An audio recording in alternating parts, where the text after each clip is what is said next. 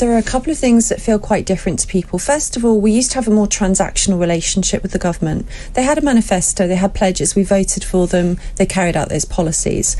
Now it's a bit different. You vote a party in, they all seem to be identical, it's the uniparty these days, but what they do is they use nudging, which is a type of behavioural science, to get you to want the policy. Why do you think there's so much heatwave hysteria now? Why is it all through the news? Why is it emergency alerts on your GPS? Why is it all that politicians are talking about? Whatever you think of climate change and anthropogenic climate change and the solutions for it, the reason they're pushing this onto you now is because they want to soften you up for policies that involve donning a number of hair shirts. So this is the current example. How else are you to be persuaded that you shouldn't drive anymore? You have to pay so much to travel into London, or turn your heating down, or install an expensive heat pump?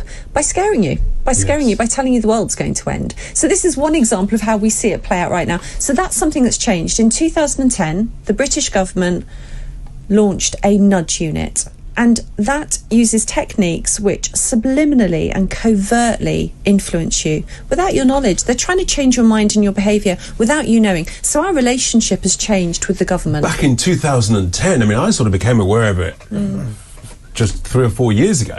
Yeah. But you're saying it's actually been there since 2010. I mean, it's just unbelievable.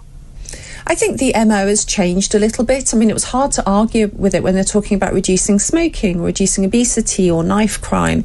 You know, when it was about locking up the biscuit tins, that's one thing. When it became about locking us in our homes, that's another. And I talked in my Sunday sermon about this, about what I think is, in some cases it might be a bit of incompetence, but in some cases there's been deliberate scaremongering in the last week with temperatures, and I just took a bunch of them and proved it with a different website called AccuWeather, which is a globally renowned website information source, and it's quite clear that, you know, they're terrifying people.